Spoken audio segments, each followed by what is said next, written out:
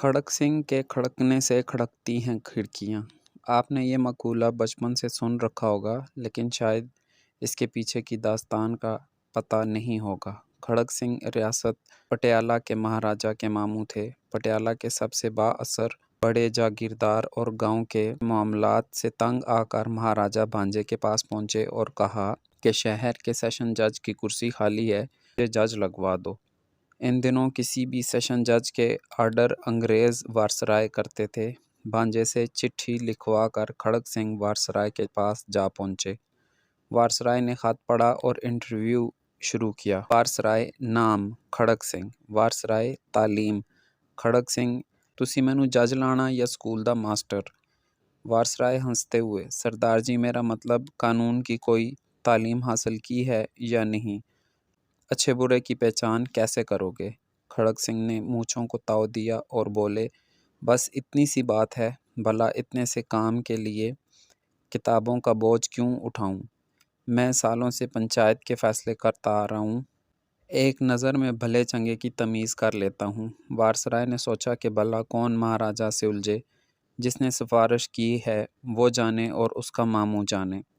अर्जी पर दस्तखत कर दिए और खड़क सिंह जस्टिस का फरमान जारी कर दिया। अब खड़क सिंह पटियाला लौटे और अगले दिन बतौर जस्टिस कमराए अदालत में पहुंच गए।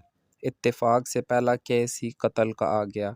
कटहरे में एक तरफ 4 मुलजम और दूसरी जानब रोती हुई औरत खड़ी थी। जस्टिस साहब ने कुर्सी पर विराजमान होने से पहले फ्रीकैन को गौर से देखा और असल मामला समझ गए। एक पुलिस अफसर कुछ कागज़ लेकर आगे आया और बोला, माय लॉर्ड, ये औरत क्रांति कौर है। इसका इल्ज़ाम है कि इन 4 लोगों ने इसके शौहर को कत्ल किया है। जस्टिस खड़क सिंह ने औरत से तफसील पूछी। औरत बोली, सरकार, दाएं जानब वाले के हाथ में बर्छा था और बराबर वाले के हाथ में दरांटी और बाकी दोनों के हाथों में सोटे थे। ये चारों कमाद के ओले से निकले और मेरे खसम को मार मार कर जान से मार दिया। जस्टिस खड़क सिंह ने चारों को गुस्से से देखा और पूछा, क्यों बदमाशो, तुमने बंदा क्यों मारा?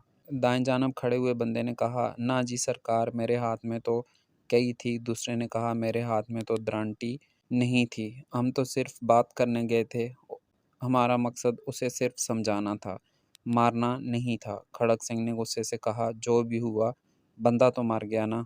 फिर कलम पकड़कर कुछ लिखने लगे तो अचानक काला कोट पहने एक शख्स खड़ा हुआ और बोला, माय लॉर्ड रुकिए, ये केस बड़ा पेचीदा है। ये एक ज़मीन का फड्डा था और जिस ज़मीन पर हुआ वो ज़मीन भी मुल्ज़िमान की है, भला मकतूल वहाँ क्यों गया? जस्टिस खड़क सिंह ने पुलिस अफसर से पूछा, ये काले कोट वाला कौन है? जनाब, ये इन चारों का वकील है, पुलिस वाले ने जवाब दिया। तो उन्हीं का बंदा हुआ ना जो उनकी तरफ से बात कर रहा है।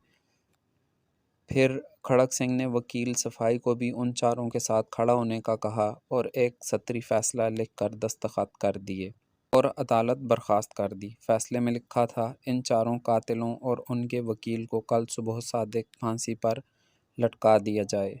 खबर फैली तो पूरे पटियाला में हर तरफ हलचल मच गई और लोग खड़क सिंह के नाम से ही थर थर कांपने लगे कि खड़क सिंह मुजरमों के साथ उनके वकीलों को भी फांसी लगा देता है।